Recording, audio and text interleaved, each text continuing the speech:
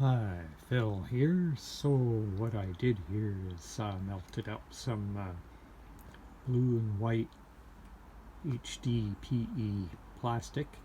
That's the number 2. And then I clamped it between a couple of cookie sheets and a piece of plywood and on a bench. And then when it cooled, I traced it onto some Bristol board, and then I drew this pattern here, and then I cut it out like it is from the Bristol board there, and then I put it on top of the plastic and put a clamp on it to keep it in place, and then I went around with a chisel to mark it out. You can see those little lines there, and what I hope to do is get these 4 pieces and then melt them together so that it forms like a soap dish with a flat bottom and edges that are up about 50 degrees, I guess, from horizontal, something like that. So we'll see how that goes.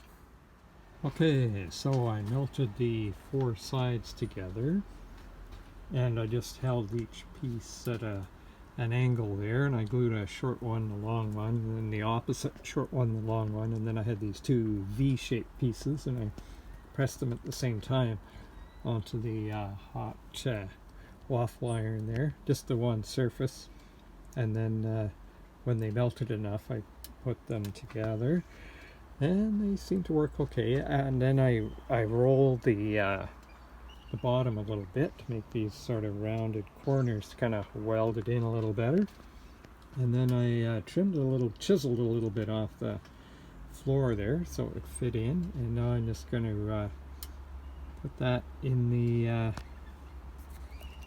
waffle iron here, like that,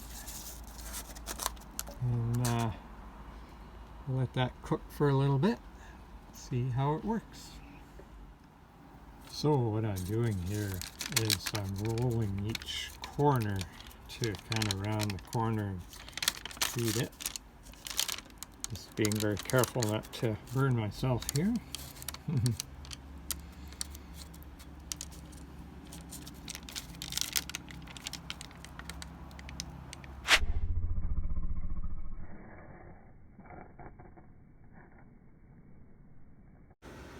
Okay, so it cooled down, and I got some water in it here just to test that it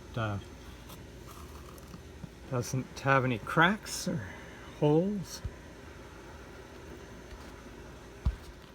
So I used that knife there to clean up the seams a bit, and I'm going to call that done. The next one I'll just make one a little bigger, I think, scale it up. I'm going to keep these shavings here because they can always be remelted